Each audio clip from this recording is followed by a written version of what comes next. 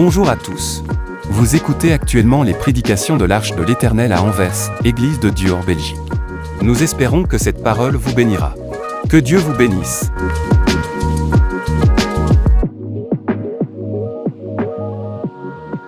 Amen.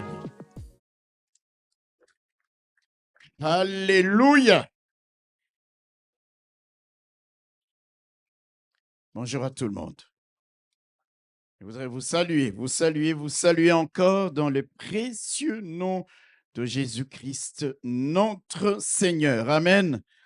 Je prie vraiment que ce matin, sa paix et sa grâce abondent dans vos cœurs, que sa joie remplisse nos cœurs, que par sa joie, nous soyons forts. Selon qu'il est écrit que la joie de l'Éternel est notre force. Amen. Je prie que par la foi en notre Dieu, votre espérance en lui demeure ferme, demeure vivante, que malgré les combats, les tribulations, les épreuves, votre espérance, parce que nous avons une espérance vivante. Et Dieu ne nous a pas appelés, mes bien-aimés, à la misère, au malheur. Non, non, il nous a appelés à sa gloire. Et tant que nous avons cette espérance vivante en nous et que nous nous tenons fermes dans la foi, dans la prière et dans les combats, Dieu réalisera toujours et inévitablement le plan qu'il a préparé pour nous. Que Dieu vous bénisse abondamment. Et je voudrais que tu salues juste quelqu'un qui est à ta gauche ou à ta droite et que tu lui souhaites un bon culte d'action des grâces, un bon dimanche dans la présence de notre Dieu.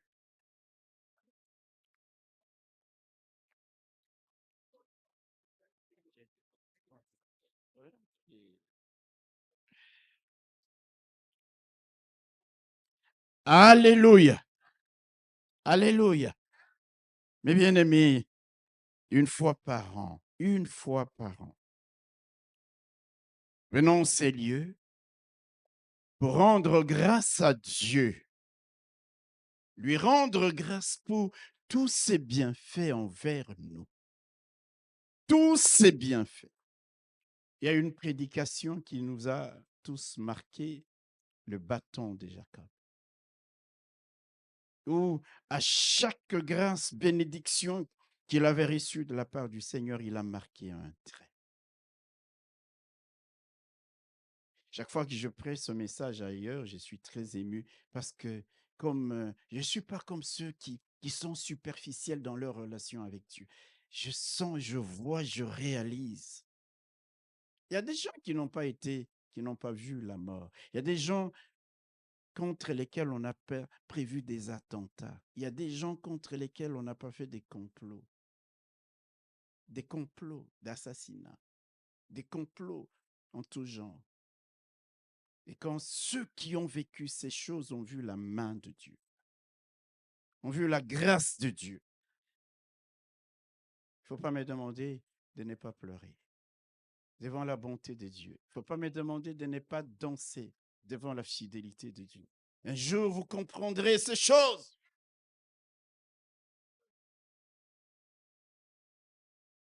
Un jour par an, la journée d'action des grâces. Vous savez, mes bien-aimés, je vais vous dire une chose. Nous ne pouvons pas véritablement réaliser l'importance de cette journée si nous n'avons pas compris deux choses. La première, c'est d'être conscient de tout ce que Dieu a fait pour nous. Être conscient. Tu regardes ta vie, tu regardes ton passé. Et je te dis de ne pas regarder aux frustrations. Je te dis de ne pas regarder au complot. Je te dis de regarder au bienfait de Dieu. Alléluia. Je te dis de ne pas regarder à ce qui t'a fait pleurer, à la trahison, à la déception. Je te prie de regarder la manière dont Dieu t'a relevé, la manière dont Dieu a tracé un chemin pour toi, la manière dont Dieu a fait venir dans la solitude de ton désert des eaux, des pluies abondantes pour t'abreuver. la manière dont Dieu a fait des choses nouvelles dans ta vie qui ont confondu tes ennemis, tes adversaires, et qui ont fait chanter les chacals, les animaux, les autruches, même les ruisseaux. On a entendu les clapotis de ruisseaux, on a entendu la célébration de la grandeur de ces dieux parmi les êtres, pas simplement humains, même toute la création le loue. La première des choses, c'est celle-là. C'est que tu réalises.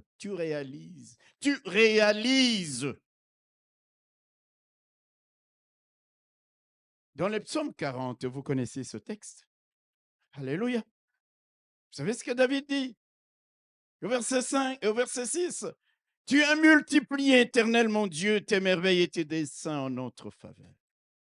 Il est conscient, il ne dit pas, il ne récite pas. Il dit, je suis témoin, Seigneur, de ce que tu as fait. Tu as multiplié. Il y a des gens qui ne seraient plus là, ce matin, là où tu es. Alléluia. Tu as multiplié tes merveilles et tes desseins en notre faveur. Moi, je ne dis pas, quand je lis ce texte, je ne dis pas en notre faveur, je dis en ma faveur. En ma faveur. Alléluia. Et il dit, nul n'est comparable à toi. Je voudrais publier ces desseins, ces merveilles, je voudrais les publier, les proclamer, mais leur nombre est trop grand pour que je les raconte.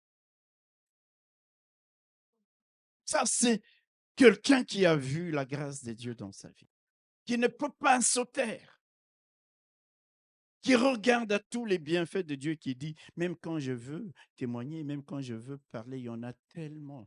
Ces bienfaits, ces merveilles sont tellement nombreux, Seigneur. Alléluia. Je suis toujours triste de voir que parfois, même pas parfois, mais souvent, nous ne faisons pas cet exercice où tu t'étais pendant un temps. Tu es chez toi à la maison. Au lieu de regarder à toutes les difficultés qui sont devant toi, à toute l'adversité qui est devant toi, tu ne regardais pas à cela. Tu regardes au bienfait de Dieu. Jérémie disait, je ne veux pas repasser dans mon esprit ce qui m'a fait souffrir. Ce que je rêvais ressasser dans mon cœur, c'est ce qui me donne de l'espérance. C'est ce qui me donne la joie de vivre. C'est ce qui me fait voir les bontés de Dieu. C'est ce qui me fait voir la grâce de Dieu. C'est ce qui me fait comprendre la fidélité de Dieu. Oui, les difficultés sont là. Je ne les élude pas. Je ne ferme pas les yeux devant elles. Je ne fais pas la politique d'autruche.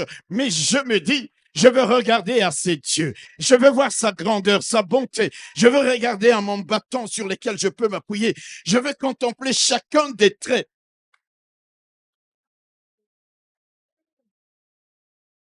Vous ne comprendrez jamais ce que je suis en train de dire si vous n'avez jamais été dans les collimateurs des puissances des ténèbres, des esprits méchants, des gens dont la méchanceté ne peut même pas être nommée. Vous ne pouvez pas comprendre ces choses-là, mes bien-aimés. La plupart ne comprendront pas. David a compris. C'est un homme qui a connu des attentats, toutes sortes d'attentats, même un coup d'État de la part de son propre fils. Tu as multiplié, Éternel, mon Dieu, tes merveilles et tes desseins en ma faveur. Nul n'est comparable à toi. Alléluia. La première des choses, c'est de comprendre tout ce que Dieu a fait. C'est de voir. C'est parfois de les compter, même s'ils sont trop nombreux, de compter les bienfaits de Dieu dans ta vie. Quand tu comprends ça, la journée d'action des grâces aura une importance spéciale et particulière dans ta vie. Ça, c'est la première chose. La deuxième chose, mon frère, ma sœur, qui peut te donner l'importance de cette journée, c'est lorsque tu réalises, cette fois-là, ton regard n'est pas porté vers l'extérieur, ton regard est porté vers toi-même. Et qu'est-ce que tu réalises? Tu réalises que tu n'as rien mérité. Chacun des bienfaits que tu as reçus de la part de Dieu, tu n'as rien mérité. Parce qu'il y a parfois des gens qui ont fait mieux que toi, qui sont mieux que toi, mais qui n'ont pas reçu ces choses-là. Tu regardes à toi-même et tu dis à toi-même ce que Jacob a dit à Dieu. Il est parti avec un bâton, fuyant la colère de son frère aîné Ésaü. Il est allé chez Laban, son oncle, pendant 20 ans. Et là, Dieu l'a tellement béni, en chemin, à l'aller comme au retour. Alléluia. De voilà qui rentre et dit, Seigneur, je suis trop petit pour toutes les grâces. Dans Genèse 32, je suis trop petit pour toutes les grâces et pour toute la fidélité dont tu as usé envers ton serviteur que je suis. J'ai passé ce Jourdain avec mon bâton, juste mon bâton. Et maintenant, j'ai formé 2 camps. J'ai une grande famille. J'ai énormément de serviteurs. Je suis trop petit. Je ne suis pas digne. Je réalise, je n'ai été qu'un tricheur. Je n'ai été qu'un magouilleur. Je n'ai été qu'un dribbleur. Mais Seigneur, ta bonté, ta fidélité, je me demande si j'étais à la place de Dieu, si je pouvais bénir un homme comme celui-là. Non, il dit, je suis trop petit. Il réalise. Il réalise. Mes bien-aimés frères et sœurs, qu'il est trop petit. Est-ce qu'il y a des moments où tu peux enlever ton costume d'arrogance, d'orgueil et de vanité et réaliser que tu es trop petit? Tu n'es qu'un grain de sable. Tu n'es même pas un atome. Je ne suis même pas un atome, même pas un électron, même pas un proton. Nous sommes des quarks, des bosons, des Gibbs. Est-ce que tu réalises ta petitesse pour te dire, Seigneur, je ne suis pas digne, mais tu l'as fait quand même. Je ne peux pas comprendre l'immensité de ton amour et de ta grâce envers moi. Quand on n'a pas compris ces choses, on viendra le jour de l'action des grâces comme si c'était un jour ordinaire. J'étais absent, je suis allé dans beaucoup d'églises pour des journées d'action des grâces. Et je dis, Seigneur, il y a des gens qui comprennent. Tu sais, tu peux faire un jour d'hospitalisation sans mutuelle, on te demande 1200 €. Alléluia. Tu vas les payer pour ta santé. Mais quand nous disons 1 € par jour à la fin de l'année, pour venir le jour d'action des grâces, dire à Dieu merci, 1 € par jour ou 300 € par an, 65, ça devient comme une montagne énorme. Frères et sœurs, que méritons-nous? Qu'est-ce que nous méritons? Je suis trop petit. Alléluia. Je suis trop petit. David réalise combien Dieu a multiplié ses bienfaits, ses merveilles. Et quelque part dans les psaumes 116, plus tard, il dira, comment rendrai-je à l'Éternel tous ses bienfaits envers moi? Qu'est-ce que je peux faire? C'est pour cette raison, mes bien-aimés, servir Dieu avec des caprices et tout, c'est le fait que tu n'as pas compris les bienfaits de Dieu dans ta vie. David se demande ce qu'il peut faire. Il est roi. Je crois qu'il réalise que même avec tout ce qu'il a dans son palais, ça ne suffit pas. Ça ne suffit pas. C'est Dieu-là. Comment rendrai-je à l'Éternel ses bienfaits vers moi? Il regarde et il dit non, je vais juste témoigner. Amen. Amen. Quelqu'un qui a compris les bienfaits de Dieu dans sa vie, arrête de vivre comme si tout dépendait de toi. Quand tu réalises ce que Dieu a fait dans ta vie, tu deviens tout petit. Petit.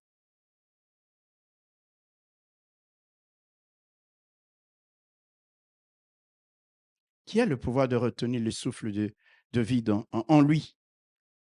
Personne ici. Pourquoi tu ne peux pas être un peu plus petit, un peu plus humble? Pourquoi tu ne peux pas comprendre que Dieu te donne la vie là pour que tu te mettes à louer Dieu, à le servir, à le célébrer, à l'honorer, à le témoigner à ceux qui ne le connaissent pas?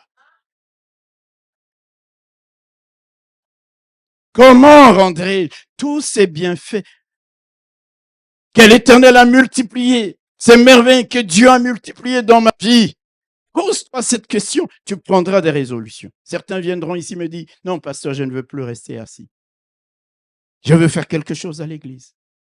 Je veux célébrer le nom de mon Dieu. Alléluia. Nous vivons comme des gens qui ont tout par eux-mêmes, qui ont tout reçu par eux-mêmes. C'est pour cette raison que la journée d'action des grâces, nous venons comme si c'est un jour comme ça. C'est un jour spécial. Alléluia. Ou même si pendant 365 jours, véritablement, tu n'as pas réalisé ça, mais le matin, tu t'assois et tu regardes une année, tout ce que Dieu a fait. Et moi, je vais vous dire une chose, je ne regarde pas qu'une année, je regarde toutes les années. C'est pourquoi je rejoins David pour dire, le nombre est trop grand. Je ne sais même plus comment les compter, c'est bien fait. Je voudrais que dans notre Église, mes bien-aimés frères et sœurs, nous puissions comprendre ces choses. Que nous ne soyons pas juste superficiels, on vient le dimanche et c'est comme ça. Alléluia. Hier, j'étais à une séance d'une quinzaine de couples qui m'ont dit, pasteur, nous voulons renouveler nos vœux. Un renouvellement de vœux collectifs. 15 couples. D'autres étaient déjà partis. Après avoir entendu le message, j'ai vu tout ce qu'ils avaient traversé. Tout ce que Dieu avait fait dans leur foyer, dans leur maison, dans leur couple. Ce n'était même pas prévu au programme. L'organisatrice vient me dire, il dit, papa, nous avons parlé. Nous voulons que tu nous fasses renouveler de vœux. Une cérémonie improvisée. Mais il y avait une telle présence de Dieu. Alléluia. J'ai écrit rapidement, j'ai dit, Seigneur, je n'avais que quelques 5 minutes pour que Dieu me donne la parole que je pouvais donner. Et je leur ai donné une parole prophétique. Comme ça ne vous concerne pas, je ne vais pas la citer ici. J'aime des gens qui sentent la faim et la soif des choses de Dieu dans leur vie. Qui marchent en accord avec l'Esprit de Dieu, qui disent là tout de suite, c'était pas prévu au programme, mais nous avons besoin de cette grâce et de cette bénédiction maintenant. Comme Jacob qui dit, je ne te laisse pas aller, que tu ne m'aies béni.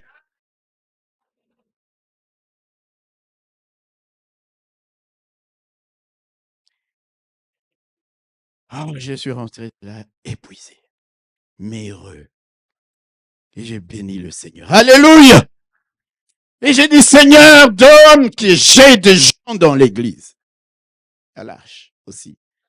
Qui comprennent l'importance de la journée, qui marchent dans la mouvance de l'esprit et qui peuvent à un moment dire non, non, là je m'avance devant le serviteur de Dieu. Il faut qu'il prie pour moi, qu'il déclare une parole sur ma vie.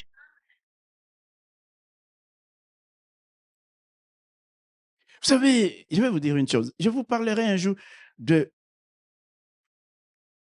du sacré. Quand David voit Saül dit, je ne touche pas au sacré. C'est un homme de Dieu. Il y a des auto-malédictions dans nos vies parce que nous blaguons avec les hommes de Dieu. Parfois, ils sont très proches de nous et nous, ça devient une routine et voilà. Et quand vous dites à quelqu'un, je ne suis pas, c'est que comme tu me vois, parce que j'ai été mis à part pour Dieu, il dit, c'est de l'orgueil. Je veux un peuple qui a grandi et qui comprend ces choses. C'est pour notre bien. Réalise les bienfaits de Dieu. Réalise ta petitesse. Et les jours d'action des grâces, tu feras même plus que ce que tu as imaginé. Tu viendras louer Dieu, tu viendras honorer Dieu, parce que c'est rien. Nous en parlerons. Je voudrais vous demander de vous lever pour que nous puissions lire le texte du jour. Alléluia! Est-ce que nous pouvons nous lever?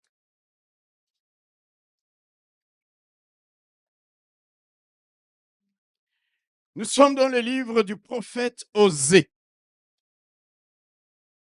Le prophète Osée. Nous lirons le chapitre 13 à partir du verset 4e jusqu'au verset 8. Osée. Faites-moi toujours signe, équipe de protocole. Faites-moi toujours signe quand on a projeté. Vous savez, je suis rentré de là avec une autre attitude, un autre état d'esprit. Parce que il faut l'excellence. Alléluia! Ah là là là là. Si dans la protocole, vous ne me faites pas signe, il y a des gens qui me feront signe. Osée chapitre 13 à partir du verset 4e. Allons-y. Et moi, je suis l'Éternel, ton Dieu, dès le pays d'Égypte. Tu ne connais d'autre Dieu que moi, et il n'y a de sauveur que moi.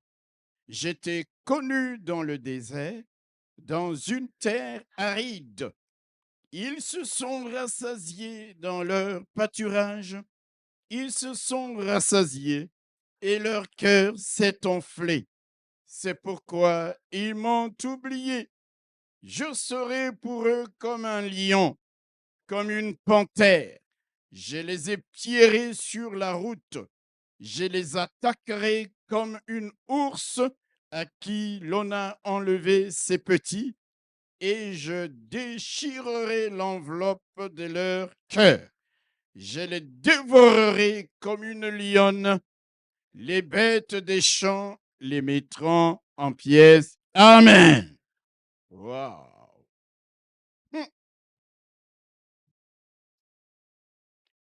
Notre message, elle est intitulé Les seuls sauveurs. Les seuls sauveurs. Les seuls sauveurs. Il n'y en a pas deux. Le seul qui a fait que tu sois là, que je sois là.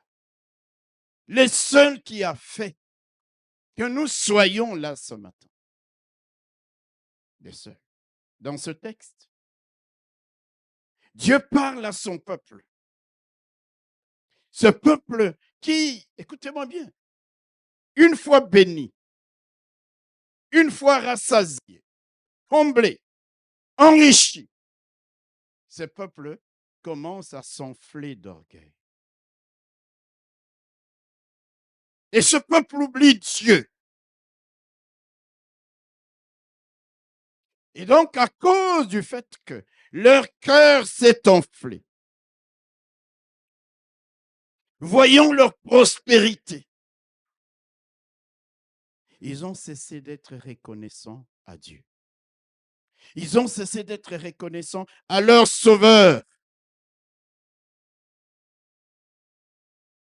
Et à un moment donné, Dieu s'élève. Et Dieu leur parle par la bouche de son serviteur. Il avertit ce peuple clairement de la manière dont il va se comporter à leur égard et des conséquences qu'ils allaient subir. Alléluia. Le peuple a prospéré. Il oublie Dieu. Et Dieu vient pour le rappeler. Alléluia. C'est ce que nous allons voir ce matin. Il n'y a rien de pire dans notre relation avec Dieu que de croire que ce que nous avons, ce que nous sommes, vient de nous-mêmes. L'ingratitude, le manque de reconnaissance, le fait d'oublier Dieu. Frères et sœurs, nous allons avancer en commençant par expliquer un peu la pensée de Dieu au travers de ce texte. Au fait, quand vous lisez bien ce passage, Dieu fait un cours d'histoire à son peuple. Nous avons appris l'histoire à l'école, n'est-ce pas? L'histoire, c'est qu'on nous raconte les événements qui se sont passés. Dieu vient vers son peuple et lui fait un petit cours d'histoire qu'il va subdiviser en 3 périodes. Il dit à ton peuple, la première période, je vais vous rappeler Israël, le temps où vous étiez en Égypte. Le temps où vous étiez en Égypte. C'est pourquoi il dit au verset 4, « Et moi, je suis l'Éternel ton Dieu, dès le pays d'Égypte. » Il dit, je vais vous faire un petit cours d'histoire. Deuxième période. C'est le temps où vous avez marché dans le désert après votre sortie d'Égypte. C'est pourquoi il dit au verset 5, je t'ai connu dans le désert, dans une terre aride, Israël. Et la troisième période, c'est le temps où Israël est entré dans la terre promise. Israël y a vécu. Israël y a prospéré. Vous me suivez? Alléluia. Et c'est là qu'il dit, au verset 7, il dit, ils se sont rassasiés dans leur pâturage. 3 périodes de temps. Le temps où tu étais en Égypte, mon peuple. Le temps où tu as marché dans le désert, mon peuple. Le temps où j'ai chassé les Éviens, les Cananéens, les Jébusiens et toutes ces nations hostiles pour te donner un territoire. Tu t'es installé. Tu y as travaillé la terre, tu as cultivé et tu as prospéré. 3 périodes de temps. Et comme tu as vu la prospérité, ton cœur s'est enflé. Et tu m'as oublié. Tu m'as oublié, mon frère, ma soeur. Comme nous le savons tous, Israël a été en esclavage en Égypte pendant 400 ans. 4 siècles. Pas 10 ans, pas 20 ans, pas 30 ans. 400 ans. Et quand nous lisons l'histoire, ce peuple était dans la servitude. Ce peuple était accablé à l'extrême par des travaux lourds et durs. Là, en Égypte, un esclave, on fait de lui ce qu'on veut. On lui donne n'importe quelle corvée. Et c'était ça le peuple de Dieu. Pendant 400 ans, sans le moindre espoir de leur part qu'un jour, ils quitteraient la puissance de Pharaon. Ils sortiraient du pays d'Égypte. Comment cela pouvait-il être alors que c'était la plus grande puissance de l'humanité? Alors que Pharaon avait une armée d'élite, des chars innombrables. Ils étaient là à souffrir. Les chines courbées, jour après jour s'élevant le matin pour aider à la construction des pyramides, pour aider à l'éclosion, à la prospérité de l'économie de leurs dominateurs, sans le moindre espoir qu'un jour, ils allaient sortir de l'esclavage. Et puis, Dieu il dit, c'est mon peuple. Alléluia. J'ai entendu les cris que lui font pousser ses oppresseurs. J'ai vu sa souffrance.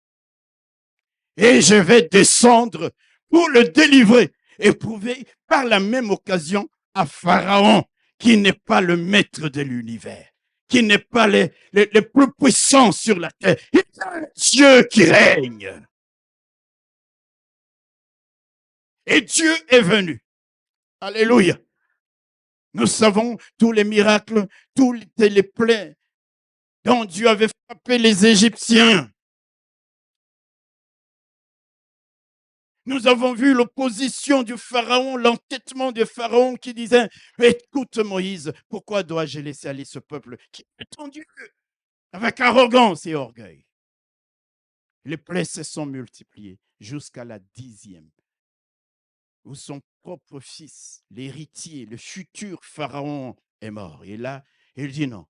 Même ses conseillers lui disent « Laisse partir ce peuple. » Et Dieu vient et dit à Israël, moi je suis l'Éternel ton Dieu dès le pays d'Égypte. Tu ne connais d'autre Dieu que moi. Il n'y a des sauveurs que moi. Si Dieu leur dit, écoute, quand vous étiez dans l'oppression, quand vous étiez dans la servitude, quand vous étiez esclaves, y a-t-il un Dieu qui soit venu vous secourir? Dites-moi lequel de Dieu, des divinités ou qui que ce soit qui est venu vous sortir de la puissante main de Pharaon. Dites-le moi. Je suis le seul sauveur. Dieu que moi.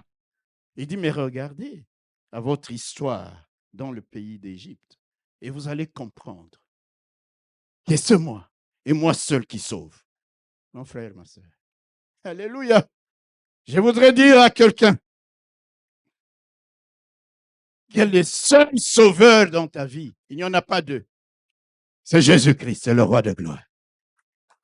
Alléluia. Il y a dans ta vie et dans ma vie des situations, des combats, des épreuves où tout semblait perdu. Il n'y avait plus le moindre espoir que nous allions avoir la victoire. Parfois, on était excessivement accablés, au-delà de toutes nos forces. Nous perdions même l'espoir de conserver la vie. Les gens, peut-être, sont venus intervenir dans nos situations. Les gens sont venus peut-être vouloir nous aider, mais tout ça n'avait donné aucun résultat. Mais lorsque l'Éternel des armées a décidé du temps de l'intervention, il est venu, alléluia. Il a opéré un miracle. Il a ouvert une porte. Il t'a guéri. Il t'a tiré d'affaires. Il t'a délivré. Tu es sorti de l'oppression. Tu es sorti de la servitude. Pas parce que ton père t'y avait aidé. Pas parce que les médecins t'y avaient aidé. Parce qu'il n'y a de sauveur que lui. C'est pour cette raison que tu es là aujourd'hui. Tu l'as oublié. Dieu te fait un cours d'histoire. Parce que si tu regardes ta vie, si je regarde ma vie, nous allons réaliser qu'à une certaine, nous aussi, nous étions en Égypte. Être en Égypte, ce n'est pas seulement être dans le monde, c'est être dans des situations où il y a l'oppression, il y a la domination. On t'écrase. Tu as l'impression que tu vas mourir l'instant d'après, les jours d'après. Ça, c'est être en Égypte. Il y a un maître méchant qui règne sur ta vie, qui te domine. Ça, c'est être en Égypte. Qui ne te veut pas du bien, qui ne formule que des complots pour alourdir les difficultés de ta vie. Tu es en Égypte. Combien de fois ne nous sommes-nous pas trouvés dans des situations où nous n'avions aucun espoir? On regarde, même les gens sur lesquels nous pouvions compter nous avaient abandonnés, nous avaient trahis. Au contraire, ils étaient à attiser le feu. Et vous vous dites, mais qu'est-ce qu'il se passe? Et le seul sauveur qui est venu agir et intervenir, c'est Jésus-Christ. C'est l'Éternel, le Dieu de notre Père Abraham. C'est le Dieu d'Isaac. C'est le Dieu d'Israël. C'est lui seul. C'est pourquoi ce matin, je suis venu te dire, il est le seul sauveur. C'est lui qui est intervenu. N'oublie donc pas que c'est lui qui t'a tiré d'Égypte. C'est lui qui t'a tiré de la tyrannie de Pharaon. C'est lui qui t'a délivré du filet des oiseleurs. C'est lui qui t'a délivré des liens de la mort. Les torrents de la destruction t'avaient environné. Il n'y avait plus aucun espoir pour toi de t'en sortir. Mais le Sauveur est venu. Alléluia. C'est lui qui jusqu'à aujourd'hui t'a secouru, t'a soutenu, t'a délivré. Je voudrais te poser la question comme Dieu l'avait posée indirectement aux enfants d'Israël. Quel autre Dieu avait agi en ta faveur lorsque tu étais sous la domination du Pharaon d'Égypte? Quel autre Dieu? Frères et sœurs, n'oublie pas que c'est Dieu qui a brisé les liens de ton joug, celui qui t'a délivré de la prison, de la misère et des malédictions, parfois des lois de la famille. Il a rompu les chaînes des malédictions familiales, des malédictions de puissances occultes. Tu tournais en rond, j'ai tourné en rond. Il a dénoué les cordes. Des lois qui travaillaient contre nous, il les a effacées. Alléluia! Il t'a délivré de l'esclavage du pays d'Égypte. Il n'y a de sauveur que lui. Ne l'oublie pas. C'est ce que Dieu dit aux enfants d'Israël qui ont oublié d'où ils viennent. Première étape. C'est pourquoi il leur dit, et j'aime ça, et moi je suis l'Éternel ton Dieu, dès le pays d'Égypte. Tu ne connais d'autre Dieu. Tu n'as pas vu un autre Dieu venir te secourir. Tu n'as pas vu un autre Dieu venir te libérer à bras puissants. Tu ne connais d'autre Dieu que moi. Et il n'y a de sauveur que moi. Point barre. Il n'y a pas peut-être, non. Le seul Dieu, c'est celui que tu viens invoquer ici. Le seul sauveur, c'est Jésus-Christ, le roi de rois, le Seigneur des seigneurs. C'est Jésus-Christ, le ressuscité du troisième jour. C'est lui qui a fait que la terre tremble, qu'il sorte du tombeau, libre et vainqueur. Il n'y a que lui qui est le sauveur. Si tu m'aimes, tu crois que tes amulettes, tes gris-gris vont te sauver. Tu es complètement dans le faux. Si tu crois que parce que tu as un tel qui occupe une position très élevée, tu peux un jour être déçu. Le seul qui est fidèle, mon ami fidèle, ton ami fidèle, celui qui viendra, même au milieu de feu, même s'il ne reste plus qu'un bout d'oreille, même si tu es avalé dans la gueule du lion, le seul qui passera par les feux, qui passera par les eaux pour venir te secourir, qui entrera même dans les entrailles de la terre, t'en sorti, le seul sauveur. J'aime à Noël, lorsque l'on a dit, le sauveur vous est né, le sauveur vous est né, le seul qui sauve. Et c'est ce que Dieu est en train de rappeler aux enfants d'Israël. Première étape. Vous avez oublié Israël. Je vous ai sorti du pays d'Égypte, à bras puissants. Maintenant, il va les faire traverser les déserts.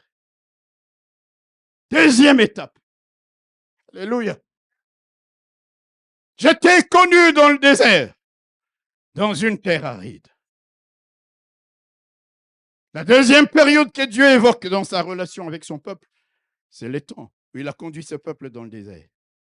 Il l'a conduit dans une terre aride, une terre sans eau. Je parle à quelqu'un. Et quand vous lisez l'histoire, quand vous lisez la Bible nous dit que ce désert qu'il a fait traverser à Israël, c'était des déserts grands et affreux, des déserts pleins de serpents brûlants, des déserts pleins de scorpions, des déserts sans eau. D'ailleurs, la première source d'eau qu'ils avaient trouvée après la sortie du pays d'Égypte, les eaux des Marais étaient amères. Alléluia! Dieu dit, mais j'étais avec vous dans le désert. J'étais connu dans le désert.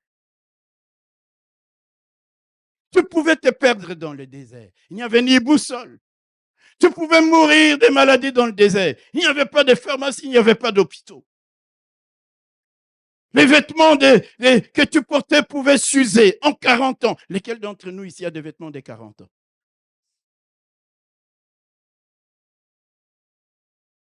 Il dit, mais malgré le fait que vous êtes passé par le désert, malgré ce désert hostile, vous ne vous êtes point égaré. Parce que c'est moi qui vous conduisais. De jour, colonne de nuit. De nuit, colonne de feu. Alléluia. Vos vêtements ne se sont point usés sur vous.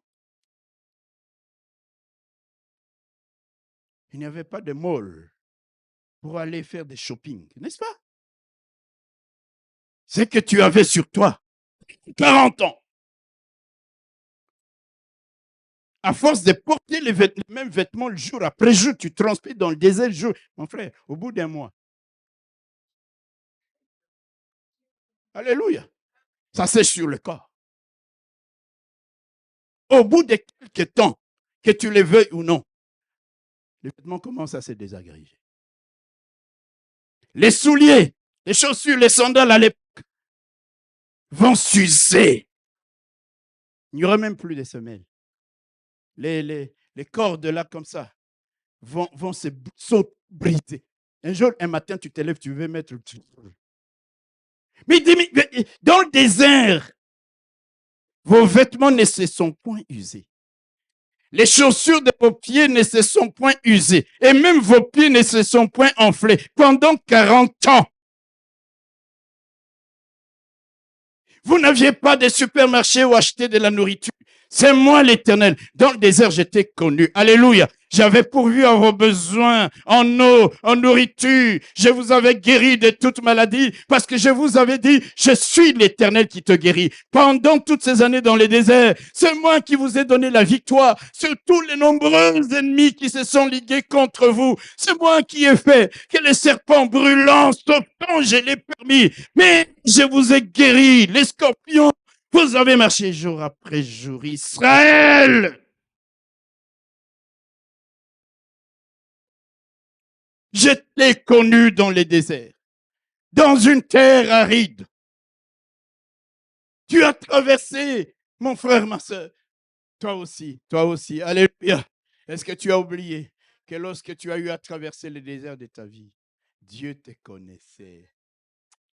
J'aime ça.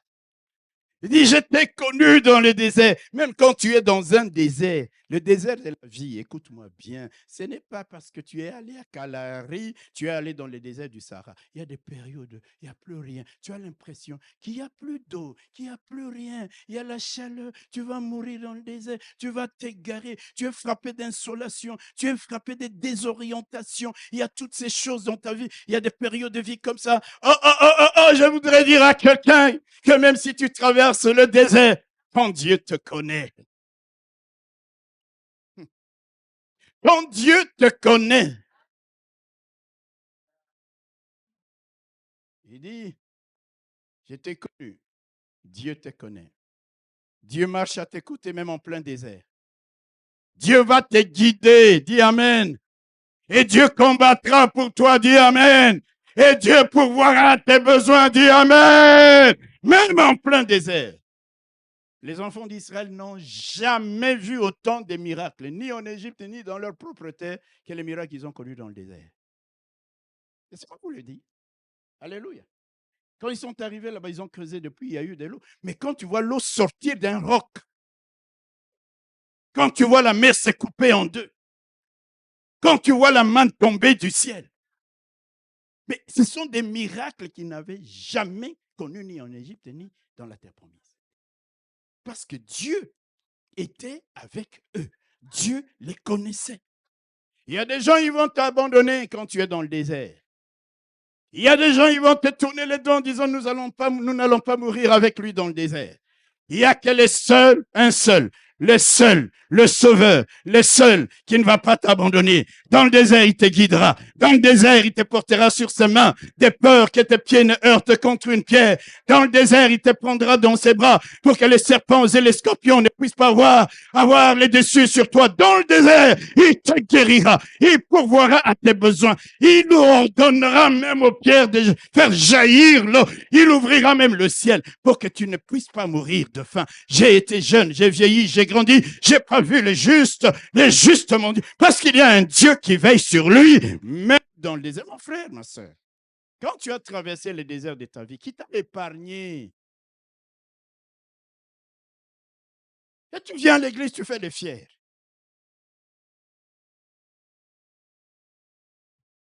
Qui t'a épargné des morsures des serpents, des gens de ta famille, de ma famille, de nos familles, des sorciers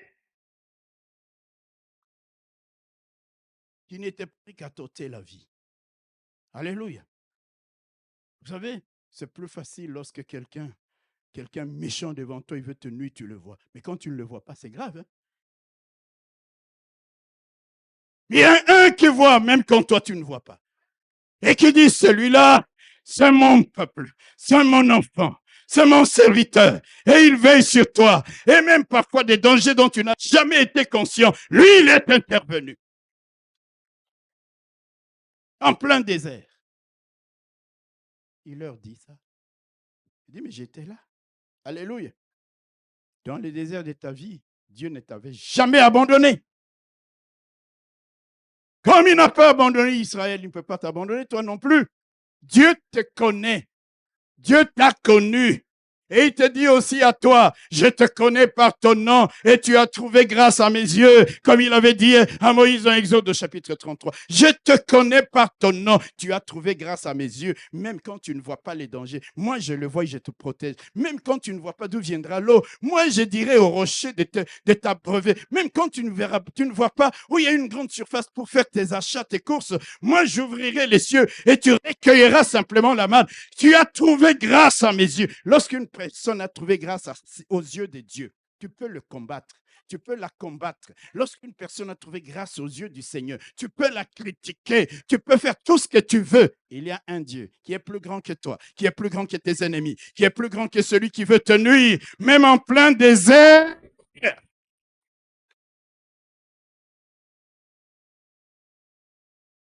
Il rappelle à son peuple ça. Deuxième étape. Alléluia. Il dit, voilà ce que j'ai fait. Mon frère, ma soeur, Dieu ne t'oublie pas, même en plein désert. Alléluia. Il dit, ainsi parle maintenant l'Éternel qui t'a créé, qui t'a appelé à lui, oh Jacob, celui qui t'a formé, ô Israël, ne crains rien, car je te rachète, je t'appelle par ton nom, tu es à moi. Si tu traverses les eaux, je serai avec toi. Tu traverses le fleuve, ils ne te submergeront point. Si tu marches dans le feu, tu ne te brûleras pas, et la flamme ne t'embrasera pas. Je suis l'Éternel, ton Dieu, le Saint d'Israël, ton sauveur, le seul sauveur. Le seul sauveur.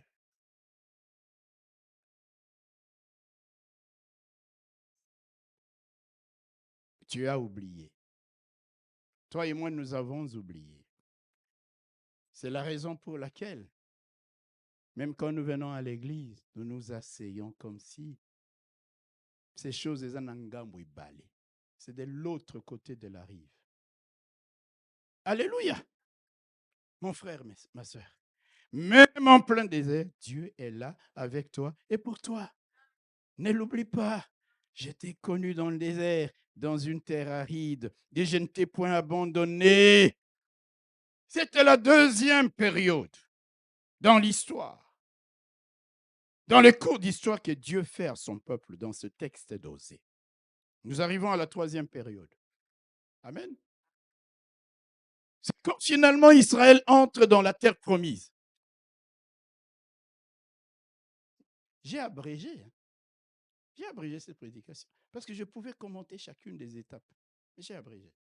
Ils entrent dans la terre promise. Et une fois là, dans le pays où coule le lait et le miel, dans le pays des grappes de raisins, dans le pays des nombreux fruits, dans le plus beau de tous les pays, comme disent les Écritures. Une fois installés là-bas, alléluia, le pays de l'abondance. Ils travaillent. Et maintenant, leurs pâturages ont augmenté. Le fruit abonde. Les brebis, la prospérité est au rendez-vous. Et une fois que leur pâturage ont produit en abondance, qu'ils ont mangé, ils s'en sont repus, rassasiés. Oh mon âme, réjouis-toi. Tu as une belle maison. Tu roules dans une belle voiture. Ta garde-robe. Le dimanche matin, tu as l'embarras du choix. Alléluia. Si tu n'as pas préparé ta tenue depuis un mois, tu vas arriver en retard à l'église. Tu es dans l'abondance. Autrefois, tu n'avais qu'un pagne. Autrefois, tu n'avais qu'un petit chignon. Autrefois, mais là, regarde. L'abondance. C'était ça, Israël. Je parle à quelqu'un. Et la Bible nous dit, une fois qu'ils se sont rassasiés, ils sont dans la prospérité, leur cœur s'est enflé.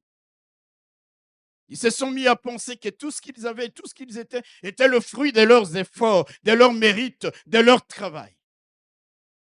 Des enfants d'Israël se sont mis à s'imaginer comme étant les auteurs de leur propre prospérité. Et donc, ils avaient oublié les dieux qui les a fait sortir du pays d'Égypte, les dieux qui les avaient conduits pendant 40 ans dans le désert, les dieux qui avaient maintenant multiplié leur pâturage dans le pays de la promesse. Ils ont oublié tout ça.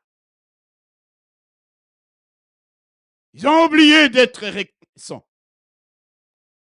Vous savez, Dieu est bon quand il est venu parler aux enfants d'Israël. Il leur a dit, je vous conduirai dans le pays où coule le lait et le miel. C'était une prophétie, c'était une promesse. Et Dieu avait tenu cette promesse-là. Mais avant cela, quand Dieu leur donnait cette promesse, il leur avait dit, quand vous arriverez là-bas, dans ce pays-là, gardez-vous de m'oublier. Alléluia. Nous voyons ça déjà depuis le livre de Deutéronome. Deutéronome,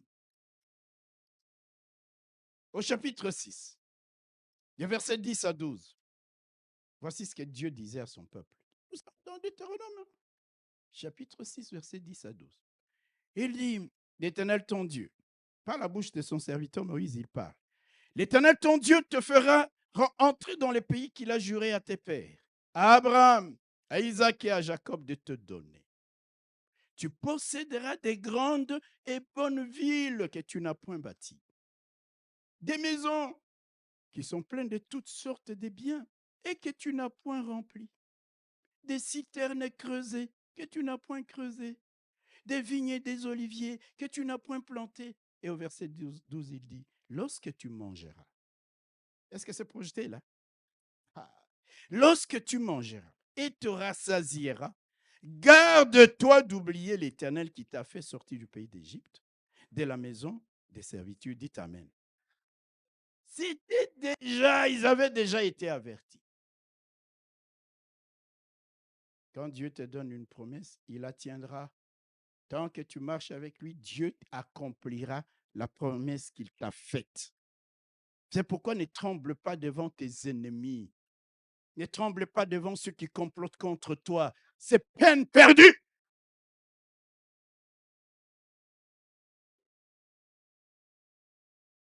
Il leur avait dit, ne gardez-vous d'oublier. Quand vous allez vous rassasier, maintenant ils sont rassasiés. L'homme oublie vite. L'homme oublie vite. C'est ce qu'on appelle l'amnésie. Dans les églises, c'est plein d'amnésiques. Des gens qui ont oublié d'où Dieu les a tirés. Ce que Dieu a fait pour eux dans leur marche vers la prospérité qui est la leur aujourd'hui. Ils ont oublié. Le cœur d'Israël s'est enflé d'orgueil. L'autosatisfaction. On a réussi. Un ami pasteur, il me dit un jour, il est allé voir qu'un dignitaire à l'époque. À l'époque, vous voyez les gros téléphones qu'il y avait là, on les a, de Motorola là. Il dit, je le trouve sur une espèce de transat comme ça, chaise longue. Et il y avait à côté un verre de jus. Les téléphones sonnaient. Il dit, oh, mon mais la granini naïe. Je suis en train de boire mon granini. Mon cœur se réjouit. Pourquoi on doit m'appeler? Il ne savait même pas que c'était son boss qui l'appelait. Et comme ça, il insistait, il regarde et comme ça, il tombe presque à genoux. Chef, alors, vous voyez ça? Il avait oublié d'où il était. Alléluia. Mais la granini, je bois mon jus granini. Vous connaissez les granini à l'époque? C'est pas tout le monde qui prenait les granini. Hein? C'est pas tout le monde qui avait un Motorola. Hein? Aujourd'hui, tu as deux types de téléphones, iPhone 16, 22, 36, AK, Oppo, tout ce que tu veux. À une certaine époque. Même les vieux Motorola là, toi et moi, c'était un rêve. Je parle à quelqu'un. Et quand tu vois ton pasteur avec un vieux téléphone, tu dis à Tikalanang, au lieu de lui acheter un dernier cri lui aussi, rien. Bon, je ne parle pas de ça. Il y a des jours comme ça, frère. Il faut que je vous dise la vérité.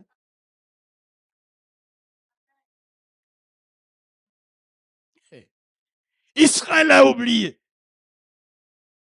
L'autosatisfaction, l'ingratitude, les prétentions ont pris le dessus. Et ça, Dieu ne peut pas les tolérer. Alléluia. Dieu trouve que trop, c'est trop. Mais avant d'agir, je vais le prévenir. Je vais prévenir mon peuple de la manière dont je vais agir contre eux. Il dit, je vais agir contre eux comme les font les animaux, les bêtes sauvages redoutables.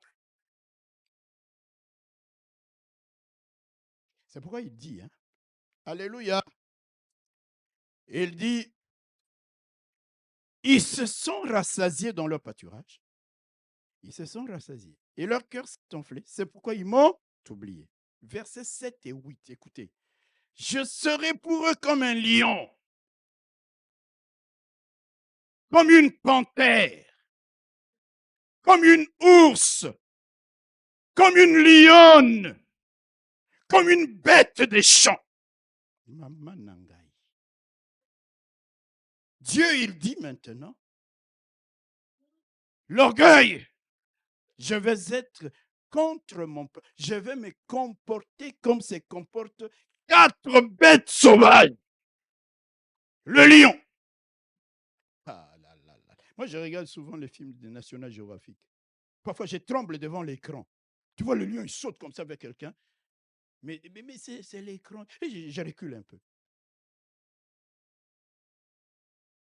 Alléluia. Comme un lion, comme une panthère, comme une ours à qui l'on a enlevé ce petit. Frères et sœurs, les parents, regardez. Parfois, la nature nous enseigne. Une ours, tu lui enlèves ses enfants. Tu touches à ses petits. Plus de pitié. Même, d'ailleurs, prenons même une mère poule. Hein. Nous qui avons grandi au village, tu vas toucher à un poussin. La poule oublie que c'est une bête que tu peux écraser. Les parents, ça nous donne l'image que nous devons savoir protéger nos enfants. Alléluia. Et c'est pour ça, c'est méchant. C'est méchant lorsque tu es méchant avec les enfants des autres. Dieu peut te frapper.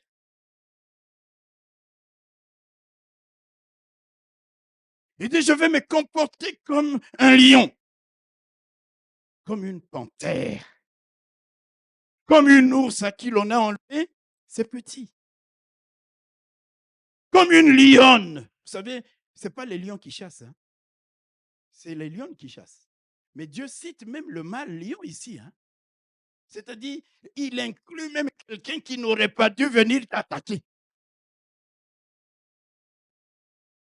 Ce sont les lionnes qui chassent, les femelles des lions qui chassent. Les lions sont de paresseux. Sauf s'il y a un problème de survie, là, ils commencent à chasser. Il ne sait même pas très bien comme une lionne. Ça nous enseigne aussi que parfois les femmes sont meilleures que les hommes.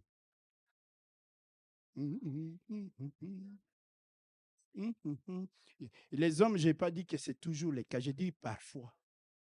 Parce qu'il y a qui interprètent toujours les propos du pasteur à l'envers. Alléluia. Et Dieu, il inclut même les lions qui n'ont pas l'habitude de chasser. Il dit, je vais me comporter comme un lion, comme une panthère, comme une ours, comme, je ne sais pas encore quoi.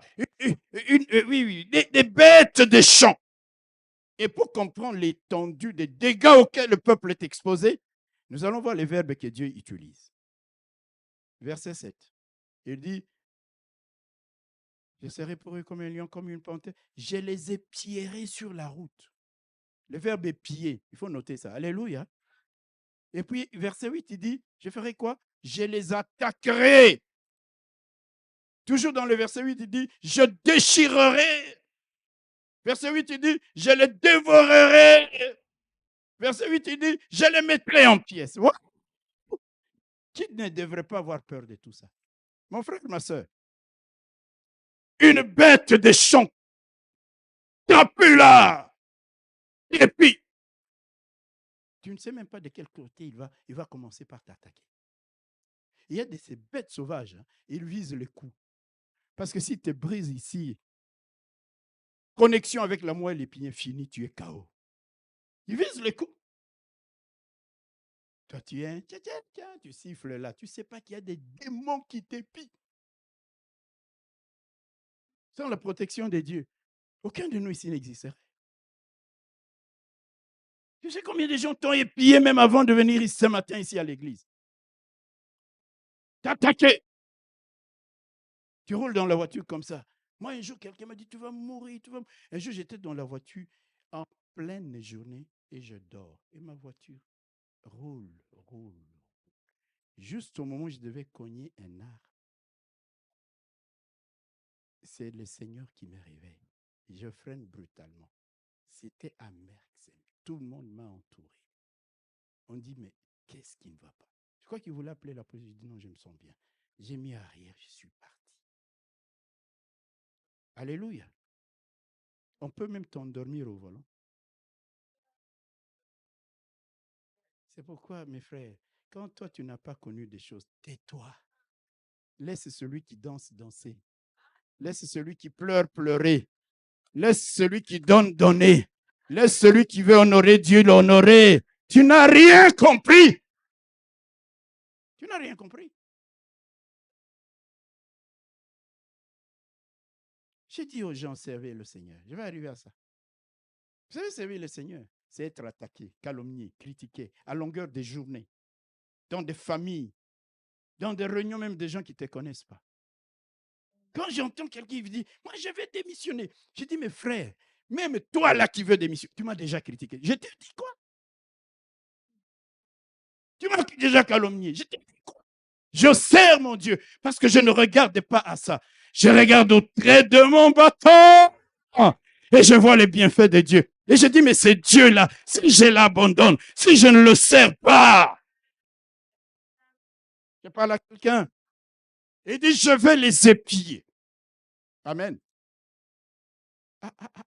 Frère, je vais les attaquer. Je vais les déchirer, je vais les dévorer, je vais les mettre en pièces.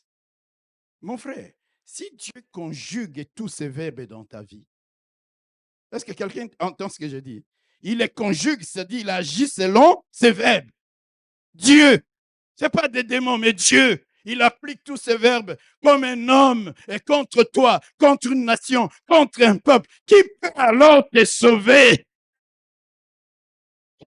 T'es sauvé. Et c'est Dieu qui dit, je vais te dévorer, je vais te déchirer, je vais t'attaquer. Qui peut alors te sauver? Dans les livres de Deutéronome, au chapitre 32. J'aime beaucoup ce texte, je vous le lis. On peut pas le projet des 32, verset 39.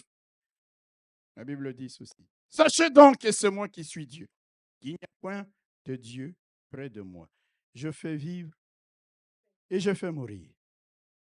Je blesse et je guéris, et personne ne délivre de ma main. Si Dieu t'épie, t'attaque, te déchire, si Dieu te taille en pièces, qui d'autre? Si c'est un homme qui fait ça, Dieu va intervenir. Alléluia! Mais maintenant, c'est Dieu lui-même qui va te sauver. Si nous voulons échapper à ce genre de traitement de la part de Dieu, alors que nous sommes rassasiés de nos pâturages, nous sommes bénis. Gardons-nous d'oublier Dieu. Gardons nos cœurs dans l'humilité, dans la simplicité. Gardons nos cœurs dans la reconnaissance envers Dieu. Ainsi donc, mes bien-aimés, un jour comme celui-ci, une occasion comme celle-ci, une journée d'action de grâce comme celle-ci, nous devons apprendre à manifester joyeusement notre gratitude à Dieu. Nos louanges à Dieu. Nos actions de grâce à Dieu. Nous prenons l'engagement de le servir. Et quand je dis de le servir, c'est-à-dire, critique-moi comme tu voudras. Calomnie-moi comme tu voudras. Je parle à quelqu'un. Moi, je sais, j'ai une histoire avec Dieu. Je regarde l'Égypte, je regarde le désert, je regarde la terre promise, je vois tous ces bienfaits. Je regarde mon bâton et tes critiques vraiment me refroidissent. Alors que je sers ces dieux-là. Je viens de parler avec toi. Et je dis non, frère, arrangeons, laisse tomber ça. Alléluia. Les gens ont parfois des rancunes, des rancœurs dans les cœurs. Je ne veux pas qu'il y ait des gens qui servent, ou même des personnes qui prêchent ici, les cœurs gros, contre. Non, parle avec les gens. Règle les problèmes. Pardonnons-nous réciproquement. Servons le Seigneur. Parce que chacun de nous a une histoire dont la période se situe en Égypte. La période se situe dans le désert. Et là, au jour où tu es là, tu t'es rassasié. Tu veux oublier Dieu. Tu veux cesser de le servir. Je parle à quelqu'un. Tu veux cesser d'être attaché à lui, de l'honorer, de l'aimer, de le témoigner à ceux qui ne le connaissent pas. Oh, mon frère, ma soeur, Dieu dit, je vais me comporter contre toi comme une ours. Là, il a pris 4 animaux. Je crois que de temps en temps, Dieu se comporte en un seul animal et nous pleurons juste un peu. Là, il a pris 4 ou 5. Il a même cité les bêtes des champs. C'était beaucoup. Donc, tout ça, déferle dans ta vie. Déferle sur tes finances. Déferle sur tes biens. Mais les gens ne comprennent pas qu'il n'y a pas que notre vie. Tu peux du jour au lendemain comme ça t'élever. Il y a eu une pluie terrible, toiture partie. Juste un petit échantillon. Est-ce qu'il y a quelqu'un qui connaît les gens qui font la toiture? Est-ce qu'il y a quelqu'un qui connaît les gens qui font des toilettes bouchées, ça déborde de partout? Et en ce moment-là, l'argent passe. Vrai ou faux? Dieu dit, apporte la dîme, parce que il va te garder. Ceux qui... je ne parlais pas de ça parce que ce n'est pas ça le but. Frères et sœurs, alléluia. Lorsque nous oublions Dieu, les étapes de nos vies, lorsque nous commençons à laisser nos cœurs s'enfler, se remplir d'orgueil et de vanité, de prétentions en tout genre. En tout genre. Il y a des moments, parfois, je regarde certaines personnes qui sont orgueilleuses et je dis, mais qu'est-ce qu'il connaît? Qu'est-ce qu'il sait? Même les grands scientifiques sont simples parce qu'ils ne connaissent que 10% de toutes les réalités qui existent. 10%, mes bien-aimés. Aujourd'hui, nous ne comprenons pas ce qui se passe dans la matière noire, l'énergie noire, toutes ces choses-là, on ne comprend rien. Parfois, il y a des théories, des découvertes qui contredisent certaines formules mathématiques et chimiques des années antérieures. Parce qu'il y a un Dieu qu'on ne peut pas maîtriser dans une équation physique ou mathématique. Et tu oublies ces dieux-là. Je termine. Je vais vous dire, j'aime ce qui est écrit dans les livres d'Apocalypse. On va lire ça. Apocalypse chapitre 4, le verset 10. Apocalypse chapitre 4, le verset 10. Il est dit ceci. Rejeté? Oui. Lis avec moi, mon frère. Tu vas comprendre ce que je vais te dire maintenant. Les 24 vieillards se prosternent devant celui qui est assis sur le trône. Et ils adorent celui qui vit au siècle des siècles. Et ils jettent leur couronne devant le trône en disant, tu es digne, notre Seigneur et notre Dieu, de recevoir la gloire et l'honneur et la puissance, car tu as créé toutes choses. C'est par ta volonté qu'elles existent et qu'elles ont été créées. Les 24 vieillards, ils ont des couronnes. Je voudrais expliquer à quelqu'un que nous voyons des monarchies en ce monde, on voit des couronnes, n'est-ce pas? Mais ces couronnes peuvent faner. Ces couronnes peuvent griller. Ces couronnes peuvent être volées. Ces couronnes peuvent être dévaluées.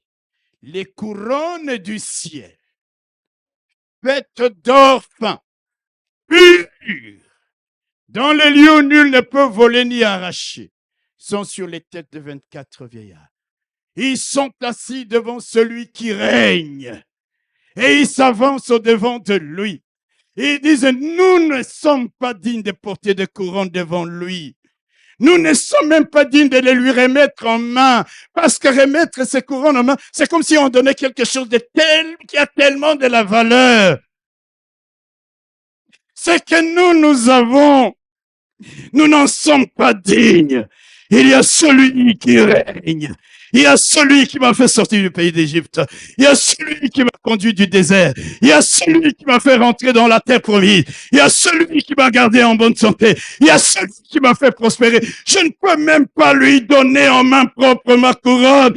Je dois la jeter à parce que ça ne signifie rien. Je la jette à ses pieds. Je jette ma couronne de gloire, ma couronne d'honneur, ma couronne qui a de la valeur. Parce qu'il voit la grandeur de ses dieux. Parce qu'il voit la bonté de ses dieux. Parce qu'il voit la fidélité de ses dieux. Il dit, mais lui remettre en main propre, mais non!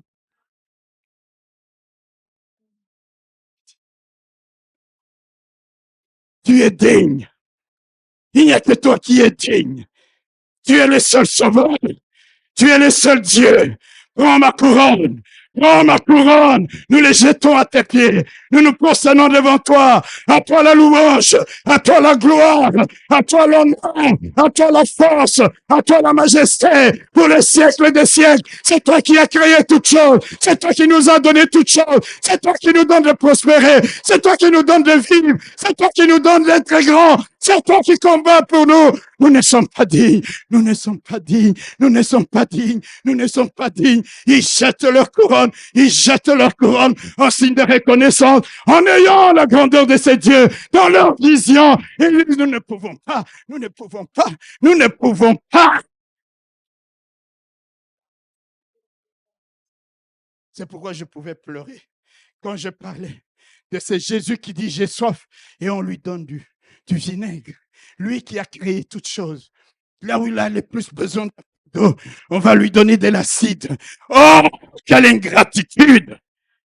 Les 24 vieillards disent non, nos couronnes, nous les jetons à tes pieds. Parce que c'est toi qui en es digne. À toi l'honneur, à toi la louange, à toi la gloire pour les siècles des siècles. Je prie Dieu qui nous donne de comprendre que c'est lui la source de tout ce que nous possédons, de tout ce que nous sommes devenus, après qu'il nous ait sortis d'Égypte, après qu'il nous ait conduits dans le désert. Je prie Dieu que nous puissions réaliser que lui seul est le sauveur, que lui seul est digne, de louanges, d'honneur et de reconnaissance, de louanges, d'honneur et de reconnaissance, et que nous jetions nos couronnes, que nous donnions. Frères et sœurs, vous savez, il y a des gens, quand ils te donnent quelque chose, c'est comme s'ils veulent t'acheter. On ne peut pas. On n'achète pas Dieu. Alléluia. Les 24 vieillards, ils disent non. Vous savez, quand vous avez un grand cadeau, vous êtes même fiers de venir l'offrir à quelqu'un, n'est-ce pas? Mais eux, les couronnes de gloire, s'il vous plaît. Ils disent non. Non. Ils jettent. Et pendant qu'ils jettent, ils disent, tu es digne. Alléluia. Alléluia. Tu es digne, notre Seigneur. Tu es digne, notre Dieu, de recevoir la gloire et l'honneur, la puissance, la force et la majesté, car tu as créé toutes choses. Et c'est par ta seule volonté qu'elles existent et qu'elles ont été créées. C'est par ta seule volonté que tu es arrivé, par la seule volonté de Dieu, que tu es arrivé là où tu en es aujourd'hui. C'est par la seule volonté de Dieu que tu t'es marié, par la seule volonté de Dieu que tu as eu ces enfants-là, par la seule volonté de Dieu que tu as eu la situation que tu as, par la seule volonté de Dieu. Et quand tu viens à l'église, mon frère, ma soeur, en ces lieux où le nom de l'Éternel est invoqué, tu joues. Il envoie juste une ours. Tout ce que tu as là disparaît. Tout ce que tu as là, tout ce dont tu te pavanes, tu te frappes la poitrine. Moi, je.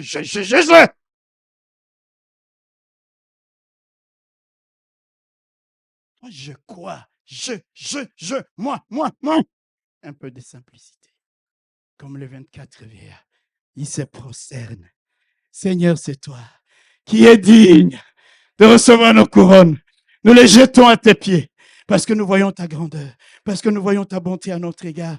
Nous réalisons tes bienfaits. Nous n'en sommes pas dignes. Nous préférons nous dépouiller de nos couronnes que de les jeter à tes pieds, les jeter à tes pieds, Seigneur. Nous n'allons même pas te les offrir en main. Et les jeter à tes pieds. Parce que toi seul es dit.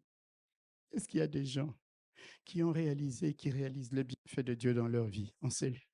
Est-ce qu'il y a des gens qui se regardent et qui voient leur petitesse?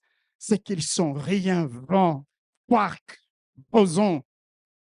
Est-ce qu'il y a des gens qui se disent il n'y a que lui qui est le seul sauveur et devant qui ils jettent leur couronne de gloire? C'est ça la journée d'action des grâces. Je ne sais pas ce que toi tu as prévu. Je ne sais pas. Après avoir entendu ces messages, peut-être que tu t'es dit, ce que j'ai prévu, je suis indigne.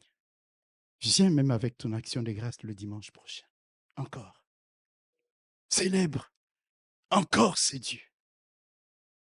Parce que c'est la seule manière pour nous d'éviter que Dieu envoie des ours, des lions, des lionnes, des panthères, des bêtes sauvages qui vont dévorer. Parce que c'est par sa seule volonté que tu es ce que tu es, que nous sommes ce que nous sommes. Est-ce que quelqu'un, ce matin, a compris le message de Dieu pour son peuple par la bouche d'Osée, son serviteur? Est-ce que quelqu'un, ce matin, s'est dit, oui, je suis venu offrir à Dieu, non pas l'acheter, ce n'est pas digne. Les couronnes de gloire n'ont pas de prix, mais on les jette aux pieds de Dieu. Et toi, quand tu donnes 100 euros, tu donnes, ok, d'accord, mais je veux bien, mais de t'en pavaner, de t'imaginer que c'est grâce à toi que. Mais tu es dans l'erreur.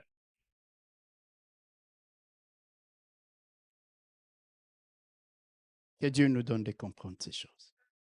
Inclinons-nous dans la prière.